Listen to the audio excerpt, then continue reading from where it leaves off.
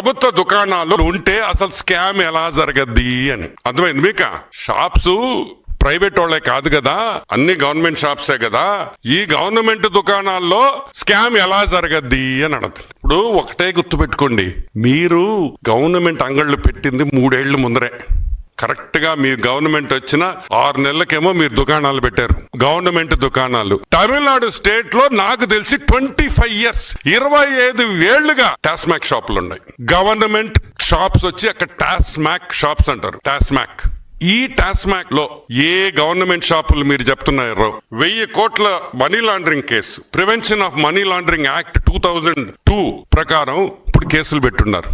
ED TASMAC మీద ఈ రోజు విచారణ చేస్తుంది.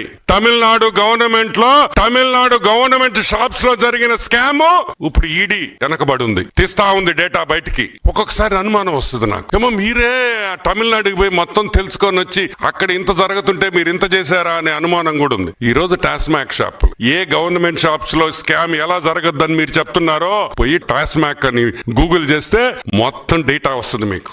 ఎంత స్కామ్ జరిగింది, 1000 కోట్ల పైన ఈ రోజు ఈడీ ఛార్జ్ షీట్ వేసింది. అది కూడా కాకుండా వాళ్ళ ఎండి, వాళ్ళ ఐఏఎస్ ఆఫీసర్, ఆయన కూడా వీళ్ళు విచారణకు పిలుచున్నారు. ఈడీ వాళ్ళు విశాఖన్ ఐఏఎస్ మే 16, 2025లో ఈడీ విచారించింది. ఈ సంవత్సరమే మేలో ఈడీ టాస్మాక్ డైరెక్టర్ ని, టాస్మాక్ ఇన్ఛార్జ్ ఐఏఎస్ ఆఫీసర్ ని ఈడీ పిలిచింది. ఎందుకు పిలిచారు? ఎందుకంటే స్కామ్ జరిగింది కాబట్టి గవర్నమెంట్ షాపుల్లో స్కామ్ జరగదు, గవర్నమెంట్ షాప్స్ లో ఎలా స్కామ్ జరగదు అనేది పిచ్చితనం. అసలు గవర్నమెంట్ షాప్స్ పెట్టిందే స్కామ్ చేసేదానికి. చంద్రబాబు నాయుడు గారు ఉన్నప్పుడు షాప్స్ లో ఈ స్కామ్స్ లేవు.